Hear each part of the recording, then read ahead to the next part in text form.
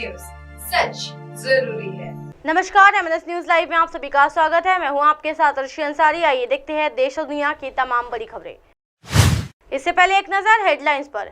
एकनाथ शिंदे के बयान पर भड़के संजय राउत ने कहा वो खुद हमास है, भाजपा ने उनके दिमाग में गंदे कीड़े डाले हैं। खून की आखिरी बूंद तक मराठाओं के लिए लड़ूंगा। सीएम शिंदे को दी जाएगी बधाई, एनसीपी चीफ शरद पवार ने क्यों कही ये बात। आइए देखते हैं खबरें विस्तार से। एकनाथ शिंदे के बयान पर भड़के संजय राउत ने कहा वो खुद हमास है, भाजपा ने उनके दिमाग में गंदे कीड़े डाले हैं। जी हाँ, शिवसेना यानी यूबीटी सांसद संजय राउत ने बुधवार को कहा है कि एकनाथ शिंदे खुद हमास है। संजय राउत ने महाराष्ट्र के मुख्यमंत्री की उस टिप्पणी पर पलटवार किया जिसमें उन्होंने कहा था कि शिवसेना गुट अपने स्वार्थ के लिए हमास और लश्कर तैयबा से हाथ मिलाने में सक्षम है। शिंदे पर कटाक्ष करते हुए राउत ने कहा वो खुद हमास है। ये आतंकवादी संगठन हमास और लश्कर तैयबा में महाराष्ट्र में कोई महत्व नहीं रखते, लेकिन ये भाजपा है जिसने उन्हें यानी शिंदे गुट के दिमाग में कीड़े भर दिए हैं। राउत मंगलवार को मुंबई के आजाद मैदान में दशहरा रैली में दिए गए शिंदे के बयान पर प्रतिक्रिया दे रहे थे। विपक्षी गठबंधन इंडिया के हिस्से के रूप में कांग्रेस और समाजवादी पार्टी के साथ उद्धव ठाकरे की शिवसेना यानी यूबीटी के गठबंधन का जिक्र करते हुए शिंदे ने कहा अपने स्वार्थ के लिए ये हमास और लश्कर तैयबा के साथ हाथ मिलाए। राउत ने बताया कि शिंदे को भाषण हर साल शिवसेना द्वारा आयोजित दशहरा रैलियों के विपरीत भाजपा के बारे में था। उन्होंने कहा कि मैं बहुत कुछ कह सकता हूं, लेकिन हमारे पास बाला साहेब ठाकरे जी के मूल्य है। बाला साहेब ठाकरे देश और जनता की बात करते थे, लेकिन उनका यानी शिंदे का पूरा भाषण भाजपा को मजबूत करना, मोदी जी को मजबूत करना, जेपी नड्डा जी को मजबूत करने के बारे में था। राउत ने कहा कि जहां भाजपा की सरकार नहीं है वहां पर आप उस राज्य में अस्थिरता पैदा कर रहे हैं, क्षेत्रवाद, जातिवाद को बढ़ावा मिल रहा है, तो इसका जिम्मेदार कौन है। उन्होंने कहा कि जिस शिवसेना ने आपको मुख्यमंत्री शिंदे जन्म दिया और आपको मुख्यमंत्री बनने तक पहुंचाया उसे आप हमास कहते हैं।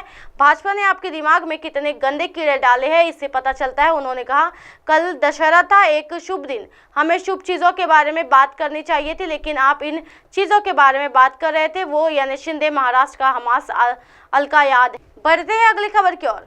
खून की आखिरी बूंद तक मराठाओं के लिए लड़ूंगा। जी हाँ, महाराष्ट्र के मुख्यमंत्री एकनाथ शिंदे ने आजाद मैदान में दशहरा सभा को संबोधित किया। इस मौके पर मुख्यमंत्री शिंदे ने मराठा समुदाय को आरक्षण देने का वादा किया। ये बोले कि मैं भी एक सामान्य मराठा परिवार से हूँ, मैं उनका दर्द सुख दर्द समझता हूँ, मैं भी उनसे वाकिफ हूँ। जस्टिस शिंदे को कमेटी काफी काम कर रही है। हमने सुप्रीम कोर्ट में क्यूरेटिव पिटीशन दायर की है। किसी के साथ न्याय किए बिना, किसी का आरक्षण हटाए बिना सरकार मराठा समुदाय को स्थायी आरक्षण देगी।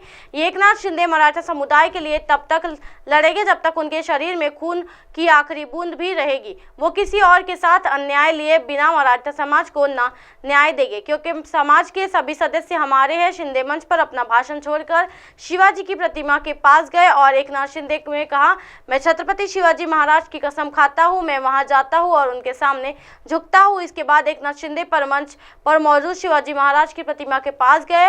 वहां उन्होंने शिवराज को प्रणाम किया और वापस मंच पर आए। लोगों से अपील करते हुए शिंदे ने कहा कि मैं आपसे अनुरोध करता हूं चरम कदम ना उठाए। जी हाँ, आत्महत्या मत करो, अपने परिवार को संकट में ना छोड़ो, अपने पीछे से बच्चों के बारे में सोचो। ये सरकार आपकी है। बताइए, जब देवेंद्र फडणवीस मुख्यमंत्री थे तो हमने आरक्षण देने का काम किया था। ये हाई कोर्ट में क्यों टिक गया, ये सुप्रीम कोर्ट में क्यों नहीं टिक पाया, इसके लिए कौन जिम्मेदार है। सीएम ने कहा कि मेरा विनम्र अनुरोध है कि आप सरकार बनाए। सरकार मराठा समुदाय को आरक्षण देने के लिए प्रतिबद्ध नहीं है। कुछ लोग प्रदेश में जातियां में विरोध फैलाकर अशांति फैलाने का काम कर रहे हैं। क्या हम उन्हें भारत आयात सौंप देंगे? तो ये एकनाथ शिंदे जो कहते हैं वो करते हैं। मुख्यमंत्री का ये पद मेरे लिए गरीबों से ज्यादा महत्वपूर्ण नहीं है। बढ़ते हैं अगली खबर की ओर। सीएम शिंदे को दी जाएगी बधाई, एनसीपी चीफ शरद पवार ने क्यों कही ये बात। जी हाँ, राष्ट्रीय कांग्रेस पार्टी यानी एनसीपी के प्रमुख शरद पवार ने मंगलवार को कहा कि अगर सरकार में शामिल लोग सत्ता बरकरार रखना चाहते हैं तो ये महाराष्ट्र में युवा संघर्ष यात्रा निकाल रहे युवाओं को नजरअंदाज नहीं कर सकते। पवार ने पुणे में युवा संघर्ष को यात्रा को हरी झंडी दिखाई और कार्यक्रम को संबोधित करते हुए कहा आप इन सभी मांगों को सीएम को सौंपे और यदि आप चाहे तो मैं युवाओं द्वारा की गई इन सभी मांगों को लेकर एक बैठक बुलाने के लिए तैयार हूँ। बात करूंगा, मैं व्यक्तिगत रूप से आप लोगों के साथ बैठक में उपस्थित रहूंगा।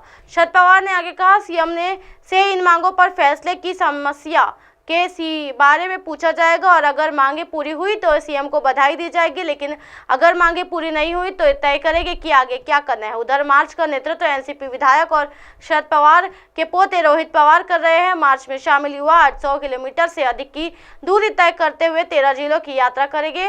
भारी कीमत चुकानी पड़ेगी पवार जी। पवार ने कहा कि जब तक ये यात्रा नागपुर पहुंचती है, सरकार में शामिल लोग अक्सर सत्ता अपने हाथ में रखना चाहते हैं, तो वे उन युवाओं को नजरअंदाज नहीं कर सकते जो इस यात्रा को शांतिपूर्वक लोकतांत्रिक तरीके से निकाल रहे हैं। पवार ने कहा कि अगर सरकार यह नजरअंदाजी करती है तो इस तरह का दृष्टिकोण अपमानित है, तो उन्हें भारी कीमत चुकानी पड़ेगी। इसी तरह की दिन भर की तमाम बड़ी खबरों से फिर करोगे आपका रूबरू। तब तक देखते रहिए एमएनएस न्यूज नेटवर्क। मेरे साथ ये दर्शन सारे के साथ नमस्कार।